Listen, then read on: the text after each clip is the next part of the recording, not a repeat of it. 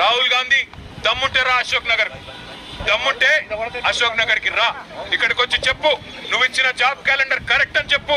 రేవంత్ రెడ్డి దమ్ముంటే రా, సెక్యూరిటీ లేకుండా నువ్వు మేమందరం వస్తాం, అశోక్ నగర్ పోదాంపా. అక్కడికి వచ్చి ఒక్క పిల్లగాంతో చెప్పి, ఒక్క తమ్ముడితో, ఒక్క చెల్లెతో చెప్పి ఈ 8 నెలల్లో నీ కాంగ్రెస్ ప్రభుత్వం ఒక్క ఉద్యోగం ఇచ్చిందని చెప్పి వాళ్ళతో చెప్పి మేమందరం రాజీనామా చేసి అక్కడనే పెట్టి పోతాం. నీది డ్రామా కాకపోతే, నీది అబద్ధం కాకపోతే, నువ్వు ఇచ్చిన ఉద్యోగాలు నిజమే అయితే నువ్వు వస్తావా, నీ రాహుల్ గాంధీ వస్తాడా? రండి, సిటీ సెంట్రల్ లైబ్రరీకి వస్తారా, అశోక్ నగర్కి వస్తారా, ఉస్మానియా యూనివర్సిటీకి వస్తారా, ఎక్కడికి వస్తే అక్కడికి రండి. రేవంత్ రెడ్డి మళ్ళీ అంటుంటాడు మగాళ్ళు అయితే అని.